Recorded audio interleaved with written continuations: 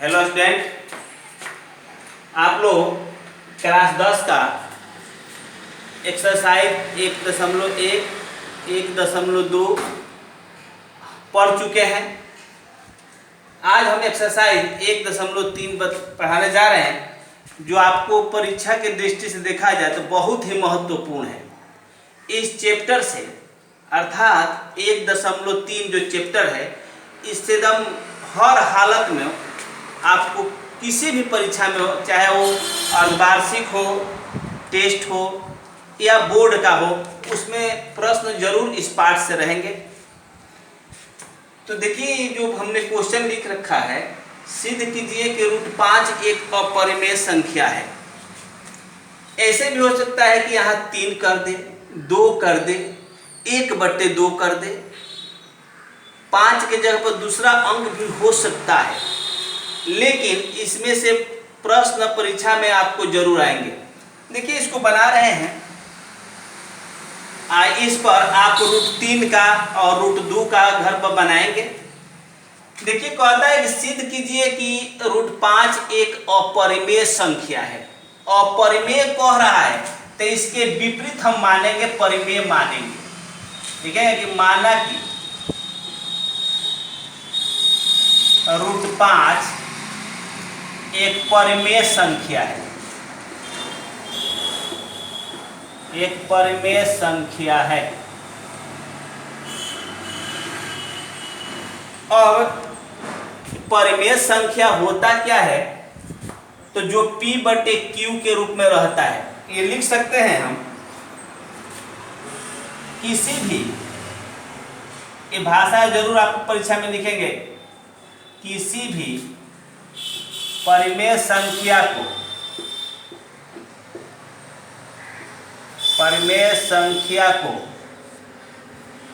P/Q के रूप में व्यक्त कर सकते हैं।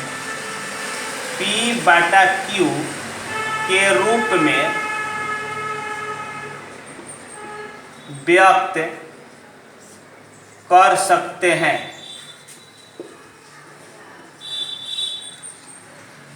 जहां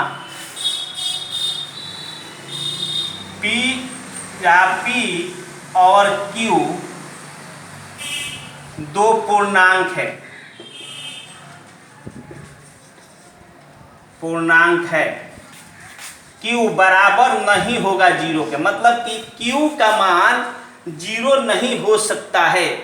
Q के मान कोई दूसरा हो जाए लेकिन 0 नहीं हो सकता है, इसलिए लिखा गया है Q बराबर नहीं है 0 के। कहने का हमारा ये तात्पर्य है कि अगर 0/2 लिखा है तो हम 2 से 0 में भाग देंगे तो 0 आएगा। लेकिन यही बात 2/अगर 0 कर दिया जाए तो ये भाग हो ही नहीं सकता है। अर्थात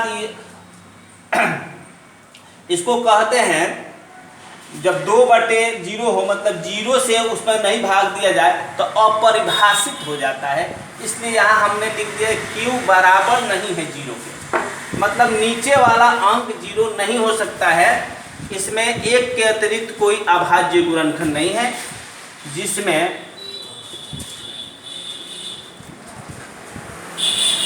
1 के अतिरिक्त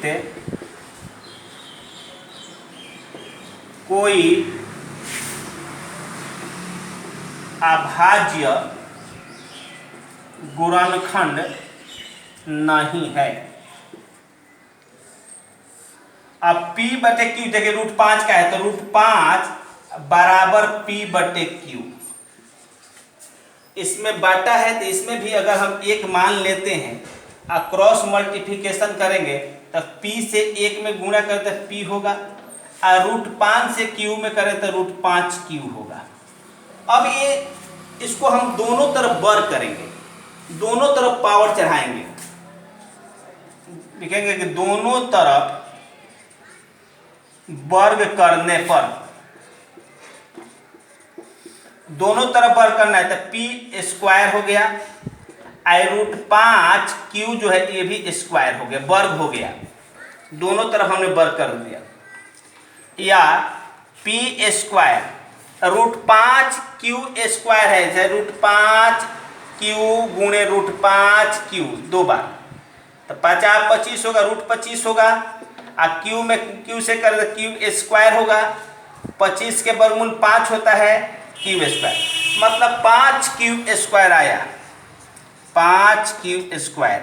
देखिए अब आप जानते हैं कि एक चर हो एक अचर हो या दोनों चर ही हो तो बीच में गुणा रहता है। यहाँ पर गुणा है तो गुणा है और बराबर के दाएं साइड में है, जब इधर आएगा तो भाग होगा, तो भाग आकर करेगा किसमें, पी स्क्वायर में करेगा। तो यहाँ लिख सकते हैं पी स्क्वायर 5 से विभाज्य है, इसलिए P 5 से विभाज्य है। कहने का ये अर्थ है, देखिए 5/5 ये आराम से कटने लायक है। अगर हम ऊपर वाले को, जैसे ऊपर वाला पावर था तब 5 से कट गए, तो बिना पावर वाला भी कट गया, जैसे 25 हो गया। अगर 5 का हम पावर कर दे, नीचे 5 ही रखे तो 50 25 होगा और नीचे 5 हो तो कट जाएगा आराम से। इसलिए जब पावर में अंक है तब विभाजित हो जा रहा है, तो बिना पावर के भी विभाजित होगा। अब क्या करेंगे, इतना आगे कि पी स्क्वायर 5 से विभाज्य है, इसलिए पी 5 से विभाज्य है। अब हम p को मान लेते हैं, p बराबर मान लीजिए कुछ 5m या n या a b कुछ भी मान लेंगे। p बराबर 5m माना तो p के जगह पर हमको 5m लिखना है। p है, इसके जगह 5m लिख देंगे। इस पर पावर है, इस पर पावर कर देंगे और 5q स्क्वायर। जब ब्रैकेट हटाएंगे, कोष तोड़ेंगे तो 2 बार गुणा करके करेंगे तो 50 25 हो जाएगा। 25m स्क्वायर बराबर 5q स्क्वायर। देखिए 25m स्क्वायर एक गुणा में है, इधर के भाग में हो गया, बराबर में बच गया q स्क्वायर, इससे कट गया 5 बार में। अब बचा हमारा 5m स्क्वायर बराबर q स्क्वायर।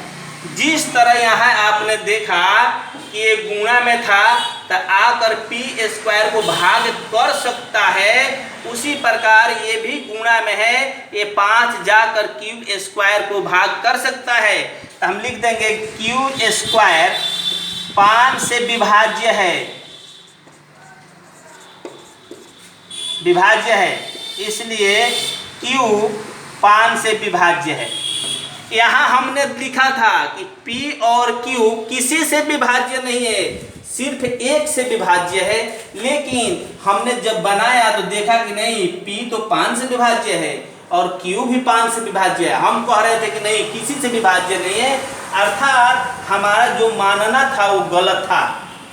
लिख देंगे अतः हमारा मानना गलत है, इससे विरोधाभास, मतलब उल्टा होता है जी, विरोधाभास